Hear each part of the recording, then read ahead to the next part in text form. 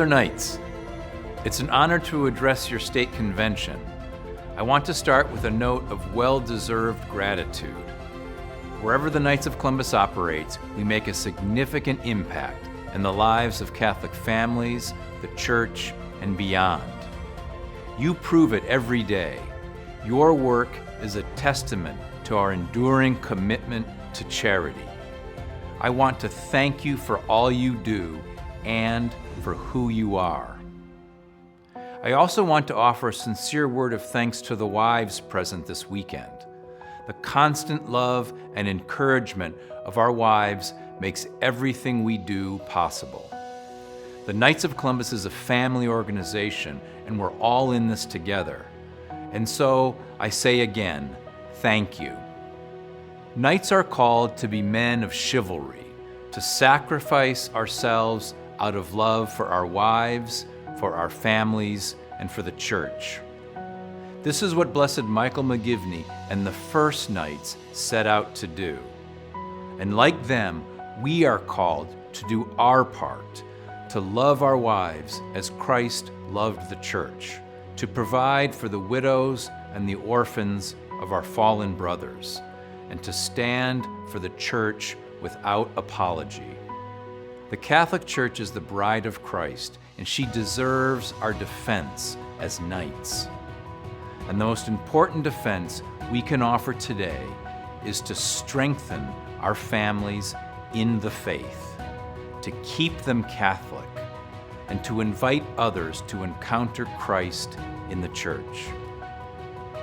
We must increase our devotion to Mary, the Mother of God, and our mother too. If we look to Our Lady and lean on the Lord, the Knights of Columbus will achieve great things in the year ahead. That is what I wish to speak to you about, how we as Knights can expand our impact. Last year, in my message to your state convention, I asked that councils focus on 5 key priorities. First, to strengthen our men in faith and fraternity. Second, to strengthen our Catholic families, both spiritually and financially. Third, to solidify our role as the strong right arm of the Church. Fourth, to expand our witness to charity. And fifth, to strengthen the whole order by enrolling new men in our ranks. Each of these goals is drawn from the essential mission that Father McGivney gave us from the very beginning. He created a band of brothers called to stand with Christ for our families and for those in need. We are Blessed Michael McGivney's spiritual heirs, and we must answer that call in new and renewed ways.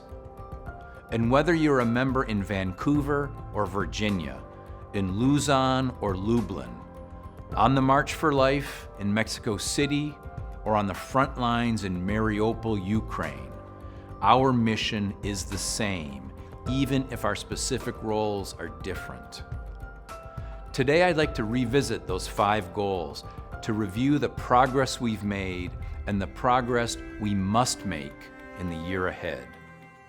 First and foremost, we must strengthen Catholic men. This is the foundation for our success. As I like to say, if you get the man right, you get the family right, you get the parish right, and you affect the whole world. This is the fundamental mission of the Knights of Columbus. We empower Catholic men to live their faith and serve their family, parish, community, and country. And we are taking new steps to fulfill this mission. Many jurisdictions are presently beta testing a new gathering called the CORE meeting. CORE, which is spelled C-O-R, is Latin for heart. And the purpose of the CORE meeting is to get to the heart of the matter. The CORE meeting will form and strengthen Catholic men in faith and fraternity. It will be organized by the local council and will occur outside of the traditional council business meeting.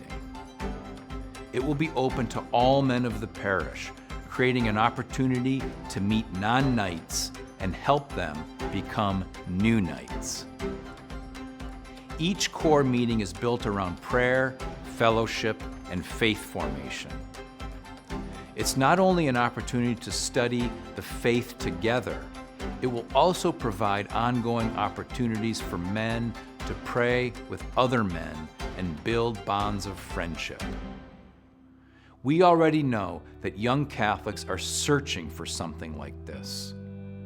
A major study recently found that 60% of Catholics between the ages of 18 and 35 participate in some kind of faith formation outside of Mass.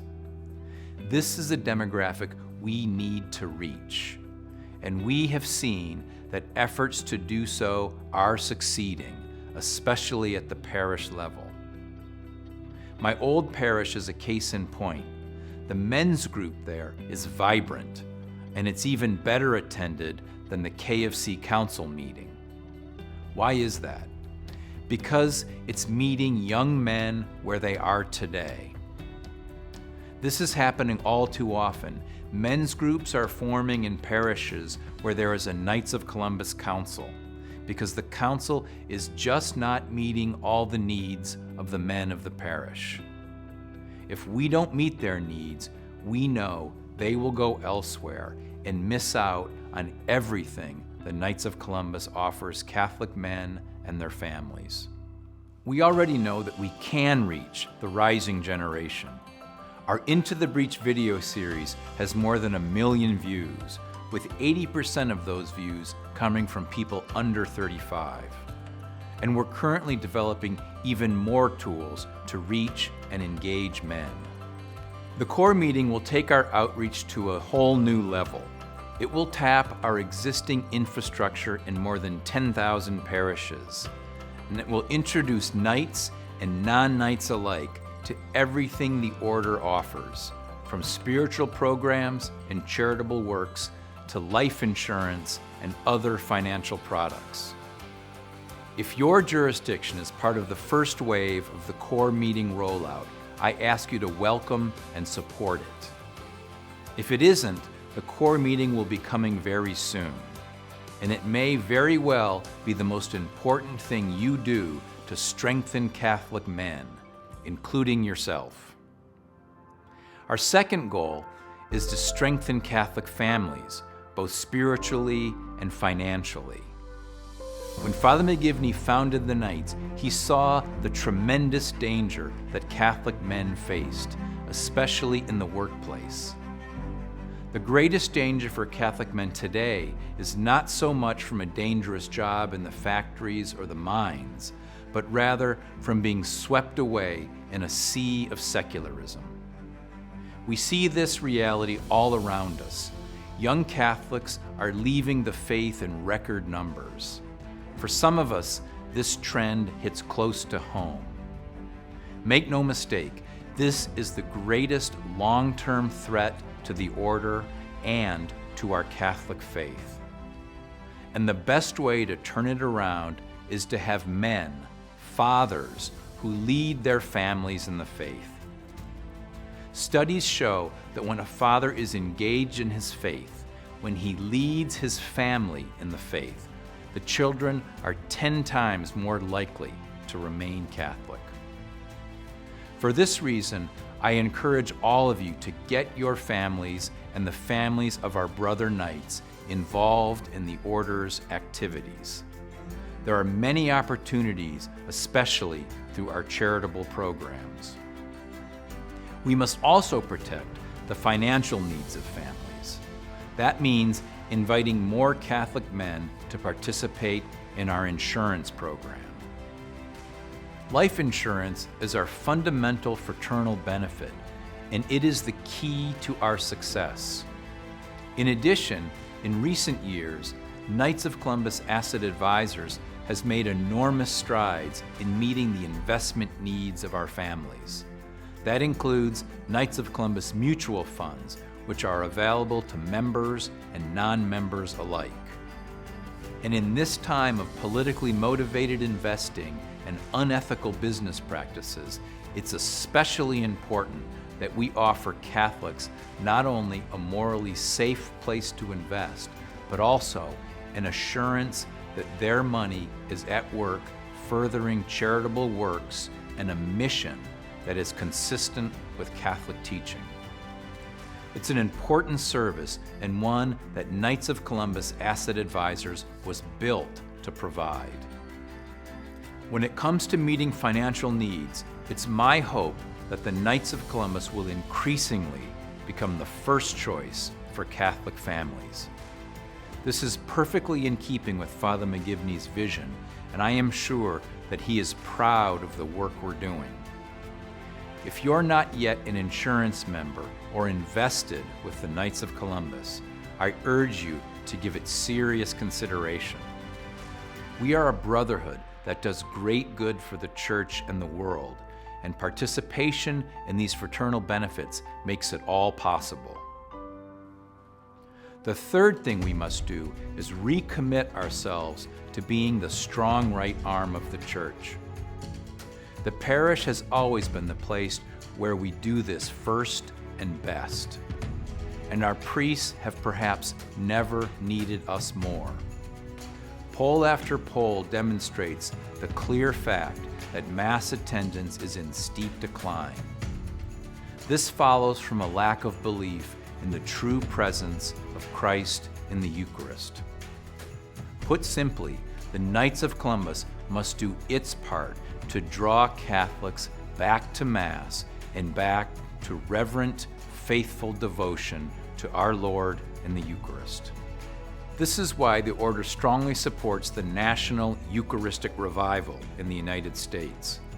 Working with our bishops, we have created resources for councils and knights to help revive belief in Christ truly present in the Holy Eucharist. There are numerous ways for every knight to get involved, from a personal and parish level to attending the National Eucharistic Congress in 2024 in Indianapolis. I encourage you to visit kfc.org/Eucharist for more information. And deepening devotion to the Holy Eucharist is not just something for the United States. It's a perennial priority for every Catholic, everywhere. Our knights and councils in every country should play a part. One of the most important ways we can be the strong right arm of the Church today is by standing strong for what we believe. Our fourth goal is to further expand our witness to charity. This is perhaps the most natural for us, for we have always been men of action. Each and every one of you consistently demonstrates this in countless ways. It takes the form of your support for kids in your parish schools, the aid you give to local soup kitchens, and the visits you make to veterans' hospitals. You make the Order proud when you step forward to build homes for the homeless and rally to the aid of local families in need. And one of our most significant efforts this year is our new ASAP program, Aid and Support After Pregnancy. ASAP builds on our decades of support for vulnerable mothers and their unborn children. We are well on our way to reaching our $5 million goal this year, but there's still more work to be done. So far, around 1,300 councils have gotten involved, donating to nearly 900 pregnancy resource centers and maternity homes. Much harder to place a number on, however, is the lifelong impact we are making for mothers and their children. Please keep up the great work for pregnancy centers and maternity homes. The Knights of Columbus has been and will continue to be at the forefront of the fight for life. A growing number of states in the U.S. and in each country where we are present now have annual pro-life marches. More often than not, Knights of Columbus are leading the charge and making it happen. Our work in witnessing to a culture of life is ongoing, and so too is our support for moms and children at every stage. We must also continue to support the people of Ukraine. Among them are more than 2,000 Brother Knights. They are fighting for their lives and their land, and we must stand with them. Sadly, as the war drags on, their needs only increase. I have been asked why the Knights are doing so much to aid Ukraine. The answer is simple. Our Brother Knights are in need. So are their families. We are serving children. We are aiding moms. We are walking with the elderly. And we are strengthening the church throughout Ukraine. We have already raised nearly $21 million through the Ukraine Solidarity Fund. Working with our church leaders and with councils in Ukraine itself, we have given thousands of refugees and families the aid they need, when and where they need it. From food and clothing to warmth and a place to rest. We have welcomed hundreds of thousands of women and children at Knights of Columbus Mercy Centers in Ukraine and Poland.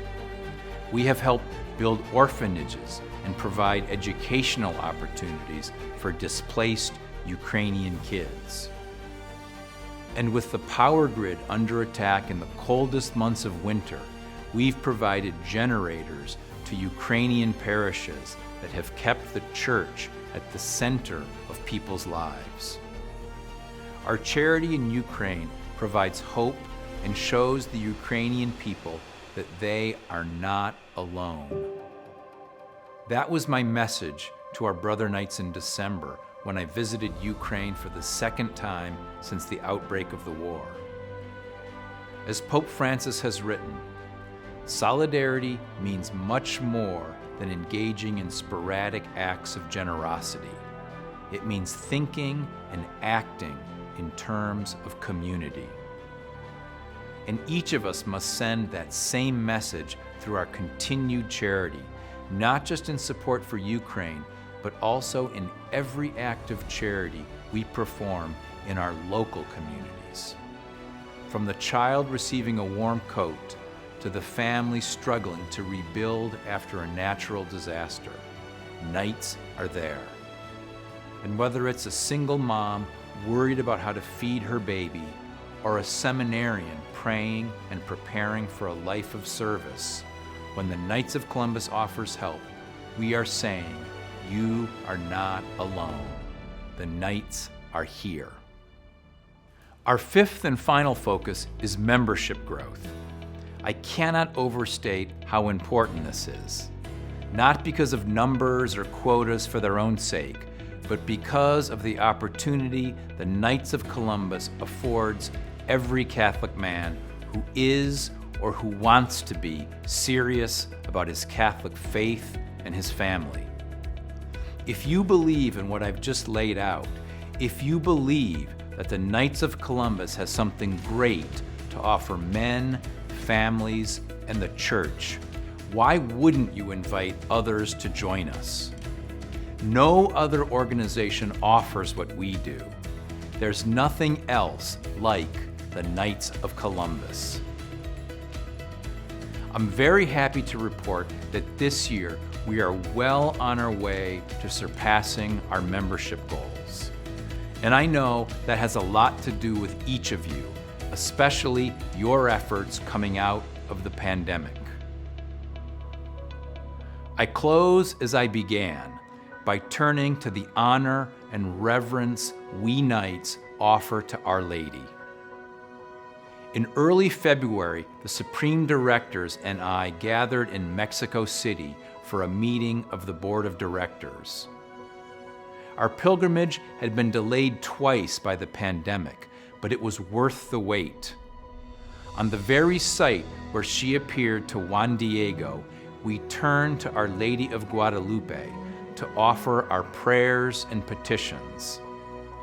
There, kneeling before the tilma, I reconsecrated the order to Our Lady of Guadalupe, exactly 22 years to the day after past Supreme Knight Carl Anderson first did so.